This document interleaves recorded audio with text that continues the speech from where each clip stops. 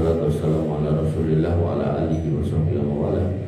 Rabbi shrah li sadri wa yassir li amri wahlul 'uqdatam min lisani yafqahu qawli. Amma ba'du. Bapak Ibu yang dirahmati Allah, alhamdulillah, puji syukur kita aturkan kehadirat Allah atas limpahan nikmat sehingga kita bisa bangun dalam kondisi lingkungan yang aman, badan yang insyaallah sehat dan insya Allah ada rezeki yang bisa kita nikmati pada hari ini. Maka Nabi SAW bersabda tentang keadaan itu, maka nama hizat dari dunia, maka orang-orang seperti itu yang mendapatkan kampungnya aman, badannya sehat, ada rezeki yang dinikmati walaupun mungkin tidak berlebihan atau tidak banyak, yang penting bisa digunakan untuk beribadah pada Allah Subhanahu wa taala, maka dia seolah-olah mendapatkan kenikmatan yang sangat besar. Sehingga tidak ada lain kecuali kita harus senantiasa bersyukur kepada Allah Subhanahu wa taala, dan dari syukur dengan itu nikmatnya dengan akan ditambah baik dari sisi jumlahnya maupun dari sisi kualitasnya. Bapak Ibu yang dirahmati Allah Subhanahu wa taala, kita masih dalam rangkaian mempelajari hikmah dari mengetahui Allah Subhanahu wa taala di atas arsy, yaitu pada hikmah berikutnya, yaitu menumbuhkan rasa malu kepada Allah Subhanahu wa taala. Malu dalam bahasa Arab ditulis dengan kata al-haya, al-haya'u minal iman. Soalan kita dengar kayak gitu. Nah, ada juga hayyun yang artinya hidup.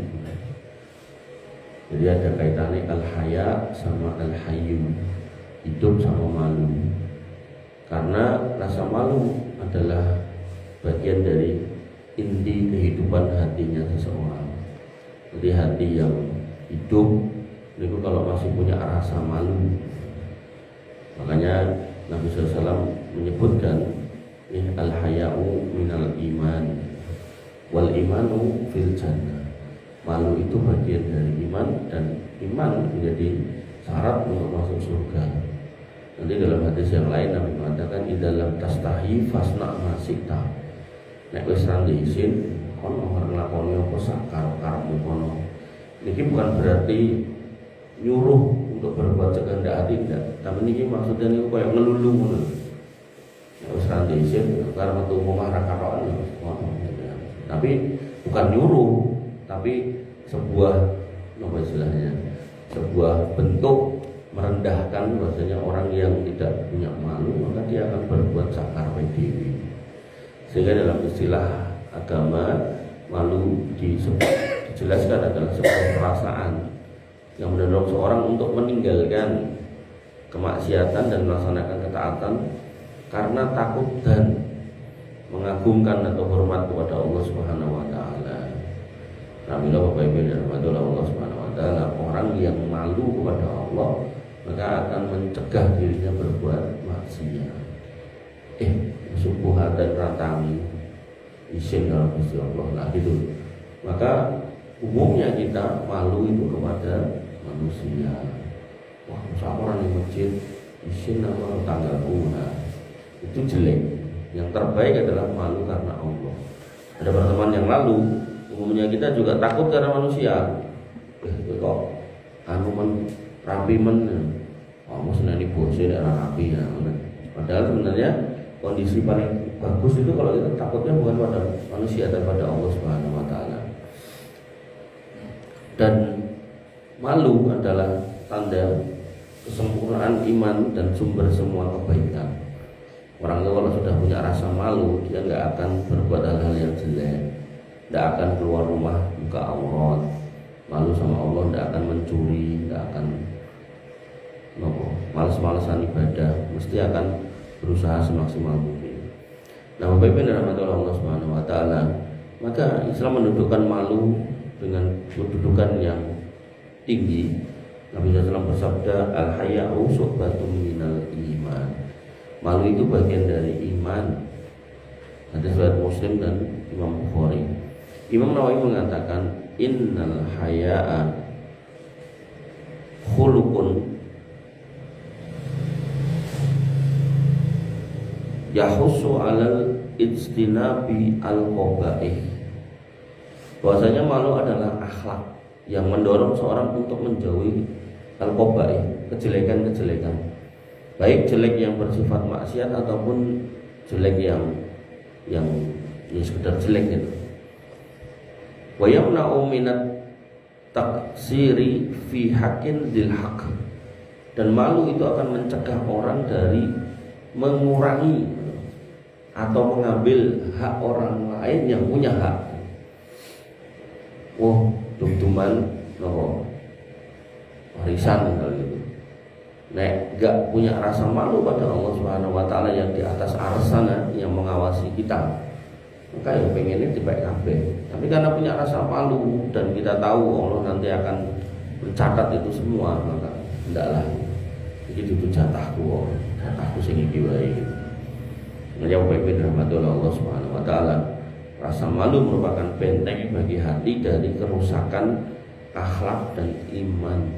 Nah, tadi saya contohkan, kalau udah nggak punya malu nih, metu omah ra kelamben itu masalah. Tapi kalau masih punya rasa malu dan malu itu mengindikasikan hatinya tadi haya, yaitu hidup, maka orangnya akan mikir-mikir isin.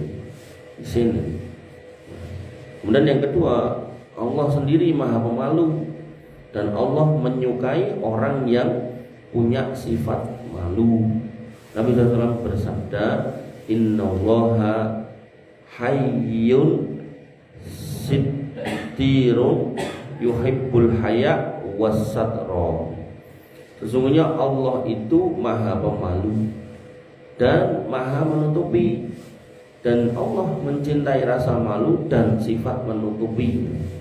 Maksudnya apa mas? Nah, dijelaskan oleh Ibnu Qayyim, al-haya'u min aqdamil khalq. Malu adalah akhlak yang paling agung, wa huwa min khuluqillahi ta'ala, dan dia adalah bagian dari sifat Allah Subhanahu wa taala. Fa huwa hayyun yuhibbu ahlul haya. Allah itu Maha Malu dan mencintai orang-orang yang malu.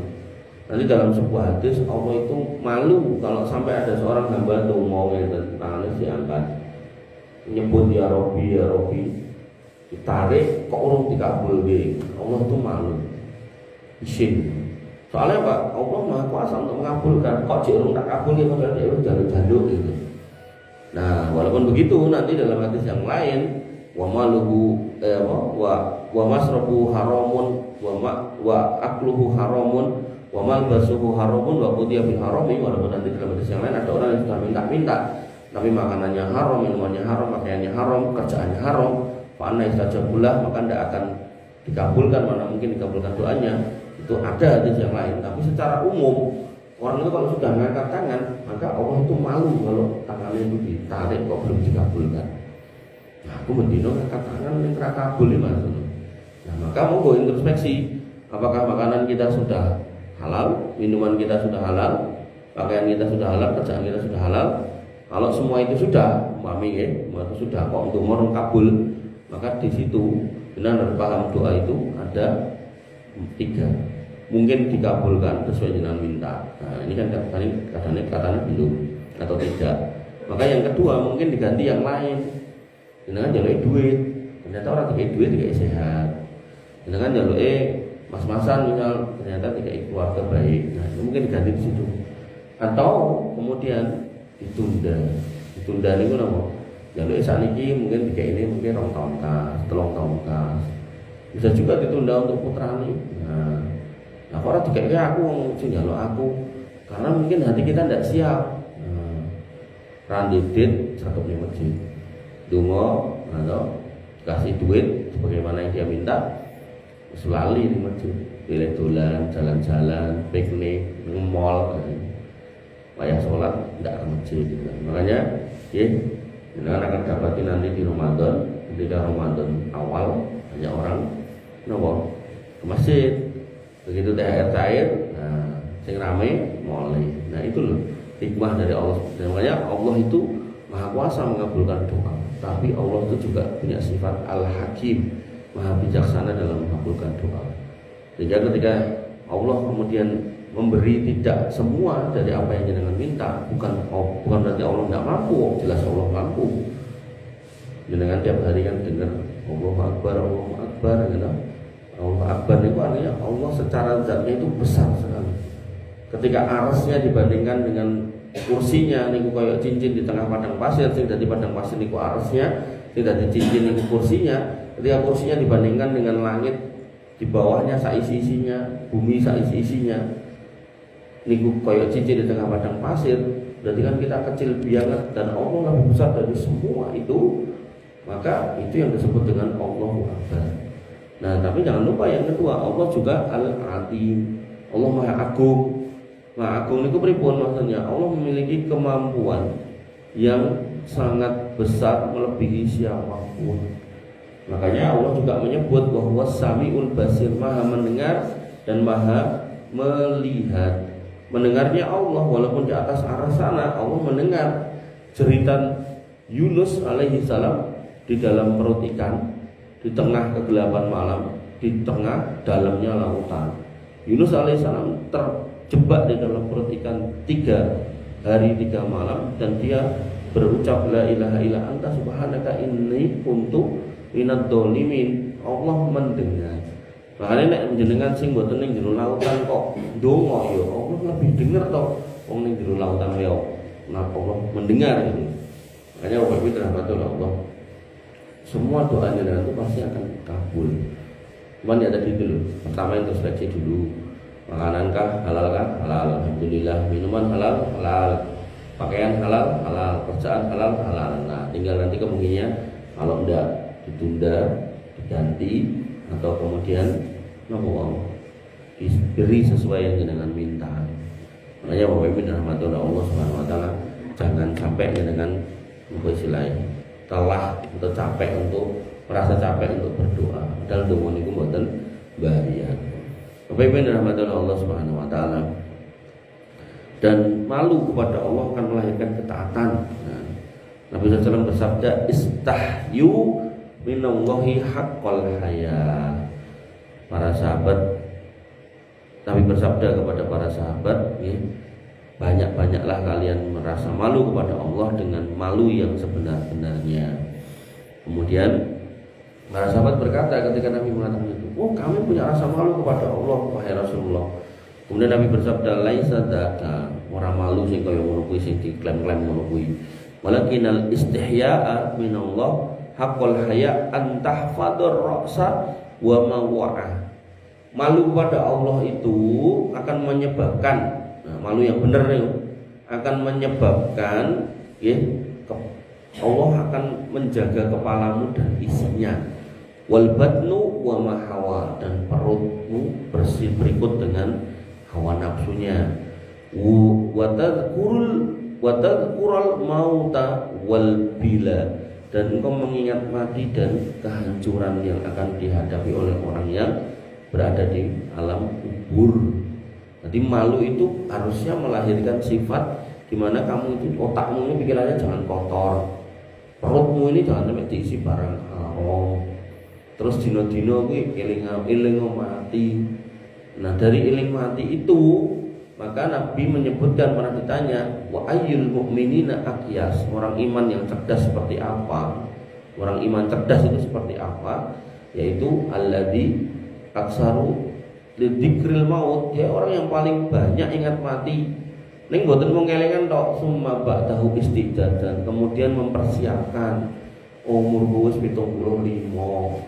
Nabi wis ngendikan nek umure manungsa ku swidak tekan 70. Umpama 70 kuwi nganti entek berarti kan ya jek petang tahun kas. Tapi ora nek jaminan nek petang tahun kas aku urip, barangkali petang dino kas, barangkali petang jam kas. Tak sholat sing genep wingi bolong-bolong tak genepi. Oh wingi aku napa duwe bondo ning pelit sampai umur 75, duit 1 miliar ning omah nganggur, tak daftar haji. Nah, orang yang seperti itulah orang yang terjaga dirinya karena punya rasa malu pada Allah Subhanahu wa taala, karena tahu Allah di atas sana. Gitu loh. Makanya Bapak Ibu rahmatullah oleh Allah Subhanahu wa taala, Al-Imam Al-Mubarakfuri menjelaskan dalam Tuhfatul Ahwazi, makna menjaga kepala dan menjaga akal. Jangan sampai pikirannya reget, terus tuwek pikirannya piye carane bojone tanggane tak gondol. Nah, Wis tuwek pikirane piye carane patok iki tak geser ben kok anakku ketambahan raketan sak meter. Padahal patoknya tanggane ikane niku lho diduduk pindah. Ada dan TV niku bagaimana tetangga sama tetangga sing kene bar nyapu wohe diuncali nang tanggane. Sing kene anyel nguyuh ditadai uncali nang tanggane. Pun sepuh kali sepuh piye setri. Ya Allah. Makanya Bapak Ibu rahmatullah Allah Subhanahu wa taala. Kemudian menjaga pendengaran karena masih ada di kepala ya, pendengaran dari kebatilan. Wis tuwek ngene ngalian medsos niku lho. Wis tuwek tip-tipan jagongan niku ngono. Linggue cedak son ngono. Begitu sone muni wis bire ditungke. Niku kultur yang luar biasa rusak. Dan sing kakung sing ngunjuk yo nganggo klambi koko nganggo songkok, sing setri yo nganggo kudung. Wah, luar biasa. Ngeri saya sampai lihatnya. Jadi seolah-olah memang Islam ini modelnya ngono. Padahal jane Islam itu mboten konten. Islam itu jelas ketika orang itu sudah pakai baju koko songkok itu sudah mengindikasikan Islam ya kudune orang mendem lah gitu. Kudune orang mendem. Harusil. Makanya udah kayak gitu tuh tradisi itu. Wis kudungan jelas kudungan sisane man bibi. Makanya kayak video yang lain lagi, dua orang berjilbab, wedok karo wedok lho kok iso-isone lesbian. Wah, iki piye to iki? Kudune lho, jilbab itu mencegah dia berbuat itu. Aku jilbaban yo, otomatis nek aku luwe kesenengan yo karo wong lanang ora karo wong wedok. Nah, makanya bener rahmatullah Allah itu orang-orang yang tidak punya lagi rasa malu. Makanya Nabi mengatakan malu itu kudune iso njogo sirahmu dari hal-hal yang jelek, kupingmu itu dari hal-hal yang jelek, otakmu itu dari pikiran-pikiran kotor, disingkirkan. Malu sama Allah. Nah, kemudian menjaga perut dari yang haram. Bapak Ibu rahmatullah Allah Subhanahu wa taala. Kemudian dalam Quran surat Al-Alaq Allah Subhanahu wa taala berfirman, "Alam ya'lam bi anna Allah yara." Tidakkah bahwasanya mereka itu mengetahui bahwa Allah itu melihat. Sehingga ketika kita punya rasa iman yang benar, tahu benar Allah di atas arsy, maka harusnya melahirkan rasa malu yang mencegah kita berbuat maksiat. Al-Imam As-Sa'di pun mengatakan tentang ayat itu, ai la yahsha ayyarahullahu 'alal maksiyati fayu'aqibahu. Yakni tidakkah manusia itu takut bahwa Allah melihatnya saat bermaksiat. Makanya puncak keimanan orang itu terkadang diukur bukan pas bareng-barengnya ini. Nek bareng-barengnya ini insya Allah semuanya menjaga diri. Tapi pas sendirian, pas di kamar sendirian, buka HP nopo yang ditonton ayo gitu kan. Ngeslot nopo nonton sing gambar sing orang-orang. Di situ iman yang bener itu kelihatan. Dan jenengan ya bisa menilai diri jenengan sendiri. Jebule aku nek amor kancaku aku anteng, tapi nek dhewean ning omah pola. Tontonane sing ora-ora, wong itu ora kelamben lah, judi online lah gitu kan. Kalau udah seperti itu jenengan harus sadar. Berarti iman jenengan selama ini tidak atau belum berlandaskan rasa malu pada Allah Subhanahu wa taala. Baru malu pada manusia.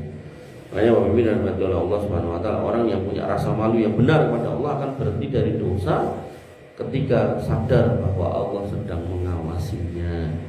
Kemudian yang kelima, malu adalah ukuran keimanan dan ketulusan hati. Nabi SAW bersabda, al-haya'u la ya'ti illa bi khairin. Orang yang punya malu itu tidak akan datang pada dirinya kecuali kebaikan demi kebaikan. Makanya putra jenengan itu nek kecil misalnya kan, bar kok kamar mandi aja tempat kelambi niku, rasukan niku kok budal gandul niku mangelek biar dari kecil dia paham niku malu.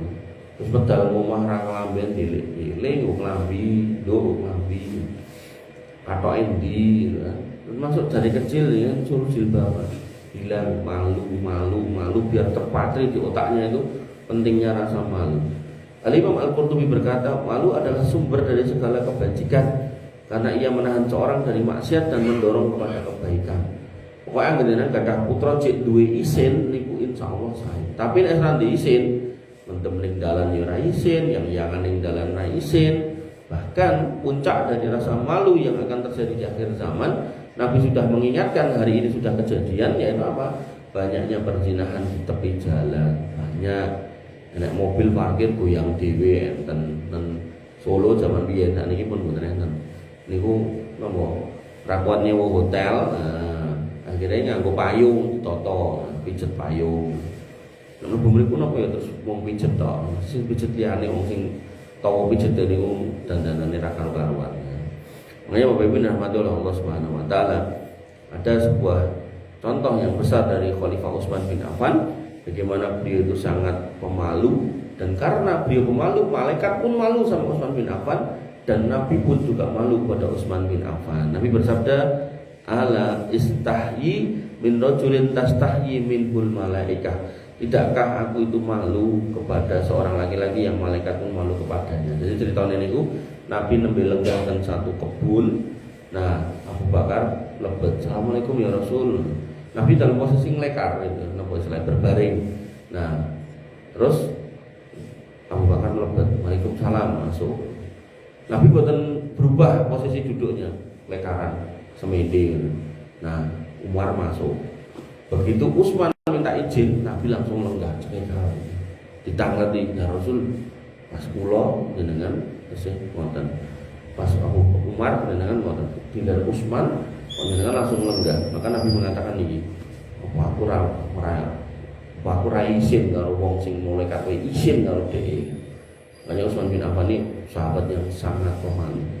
Al-Imam Hasan Al-Basri berkata, min hayyiya man hayyiya minallah sirron hayyiyallahu minhu alaniyah. Siapa yang bisa malu secara tersembunyi, dan ini maksudnya pas sendirian punya rasa malu besar kepada Allah, maka Allah akan memuliakannya secara terang-terangan. Itu saya dengan dia, bahwa bisa nih punya rasa malu kepada Allah dalam kondisi tidak ada yang lihat. Makanya dengan yang melampah niku makhluk Allah niku pasti akan malu kepada panjenengan. Bapak Ibu dirahmati oleh Allah Subhanahu wa taala.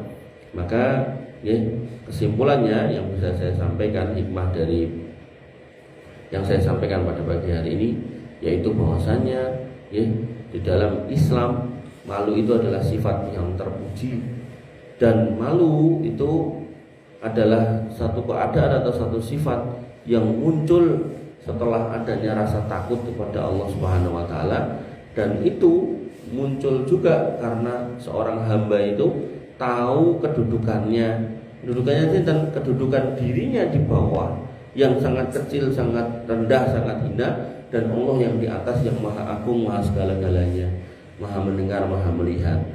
Sehingga ketika kita paham benar kondisi ini, maka enggak ada pilihan lain kecuali kita itu berhati-hati dalam hidup. Itu yang disebut dengan takwa. Dan takwa yang terbaik di atas ilmu. Karena ada orang-orang yang pengennya takwa tapi tidak ada ilmu. Akhirnya dia cuma mengejar amaliyah tapi isinya kosong. Isinya kosong karena tidak ada ilmunya.